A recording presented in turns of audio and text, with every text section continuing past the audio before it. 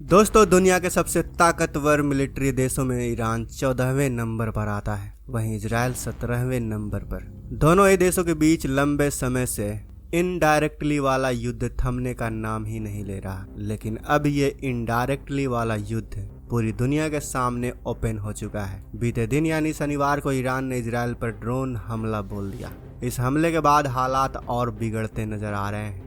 लेकिन क्या आपको पता है कि इस हमले के पीछे दोनों ही देशों की 50 साल की पुरानी दुश्मनी है। दोनों ही देशों के बीच चल रहे इस विवाद के तार 1979 की ईरानी क्रांति से जुड़ा हुआ है। इतना ही नहीं, ईरान हमास इजराइल युद्ध में भी इजराइल के खिलाफ हिजबुल्लाह जैसे समूहों की मदद कर रहा है। लेकिन दोनों देशों के बीच के हालात को लेकर एक अहम सवाल ये भी उठता है कि ईरान और इजराइल के बीच के संबंध किन कारणों से बिगड़ते गए जो अब युद्ध तक आ पहुंचा है, और आखिर हमारे भारत को इस युद्ध से क्या नुकसान होगा। इसे जानने के लिए हमें कुछ दशक पीछे जाना होगा। दोस्तों, ये बात है साल 1979 में, जब ईरानी क्रांति हुई। उस समय ईरान में अमेरिका से जुड़े पहले राजवंश को जड़ से खत्म कर दिया गया। तब ईरान में आयतुल्लाह रूहुल्लाह खुमनई की धार्मिक सत्ता आ गई। इस धार्मिक सत्ता के आने के बाद खुमनई ने अमेरिका को बड़े शैतान यानी बिग डेविल का नाम दिया, जिसके बाद से ईरान और अमेरिका के रिश्तों में कड़वाहट शुरू हो गई। उस समय इजराइल की तरफ से ईरान के आखिरी सम्राट मोहम्मद रजा पहलवी का समर्थन करना खुमनई को पसंद नहीं आया था। साथ ही तब अमेरिका और इजराइल के संबंध अच्छे थे। ऐसे में खुमनई ने इजराइल को छोटा शैतान यानी लिटिल डेविल का नाम दिया और अमेरिका को बड़ा शैतान यानी बिग डेविल का नाम दिया।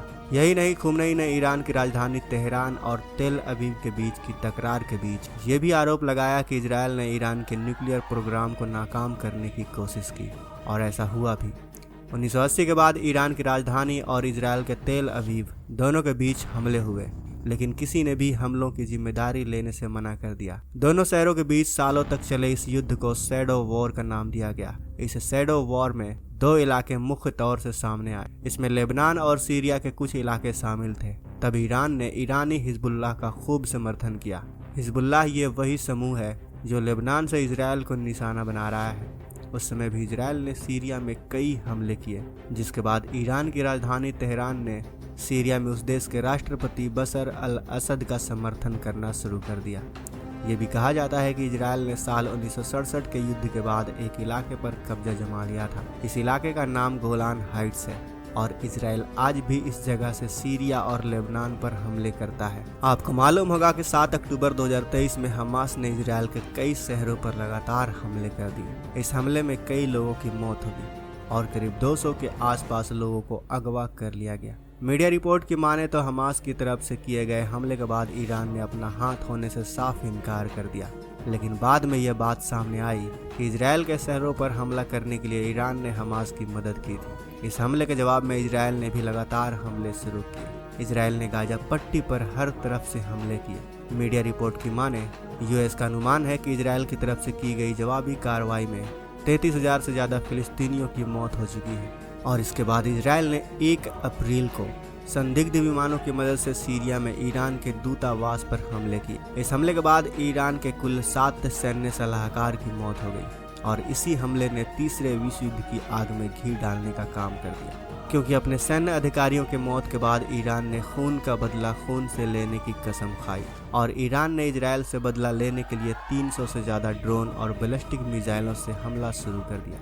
ईरान ने यह हमला 2 दिन पहले करीब रात 3 बजे किया, जिसके बाद पूरे इजराइल में हाहाकार मच गया। ऐसे में अगर इजराइल जवाबी हमला करता है और दोनों देशों में तनाव बढ़ता है तो ग्लोबल चेन सप्लाई पर काफी असर पड़ सकता है, और इससे तमाम देश प्रभावित होंगे। भारत की अगर बात करें तो दोनों ही देशों के साथ भारत का व्यापार बहुत बड़ा है, और अगर व्यापार प्रभावित होता है तो हमारे देश में महंगाई बढ़ने का खतरा भी काफी ज्यादा है। जैसे कच्चे तेल की कीमत, अगर भारत पर नजर डालें तो कच्चे तेल का तीसरा सबसे बड़ा उपभोक्ता हमारा भारत है, और अपनी 85% से ज्यादा जरूरतों को पूरा करने के लिए हम आयात पर ही निर्भर हैं। भारत अपनी जरूरत के कच्चे तेल का एक हिस्सा ईरान से भी लेता है।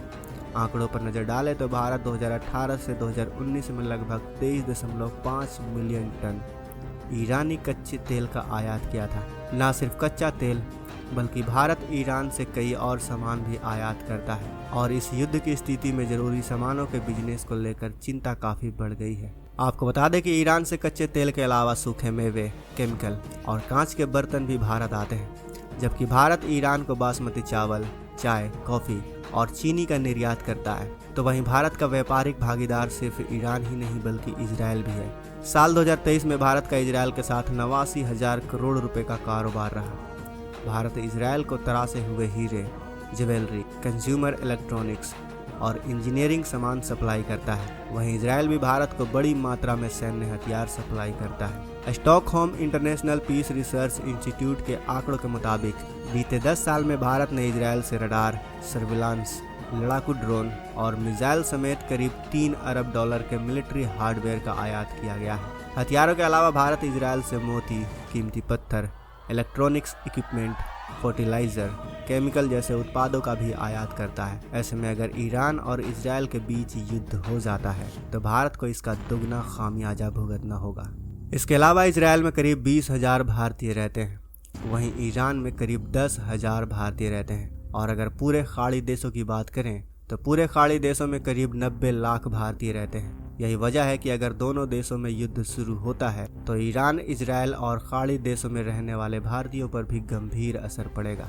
इसके अलावा भारत के दोनों देशों से अच्छे रिश्ते हैं। अगर इन दोनों देशों के बीच युद्ध हुआ तो रूस, चीन, उत्तर कोरिया, सीरिया, लेबनान, तुर्की और कतर ईरान के समर्थन में उतर सकते हैं। वहीं दूसरी ओर America, Britain, France, Italy, Australia, Denmark, Canada और न्यूजीलैंड भी इजरायल के पक्ष में युद्ध में उतर जाएंगे। यही वजह है कि पूरी दुनिया इस बात से घबराई हुई है कि ईरान इजरायल में युद्ध शुरू ना हो, क्योंकि ऐसा हुआ तो अमेरिका हर हाल में इजरायल की मदद करेगा और अगर ऐसा हुआ तो दुनिया को फिर तीसरा विश्व युद्ध देखने से कोई नहीं रोक सकता।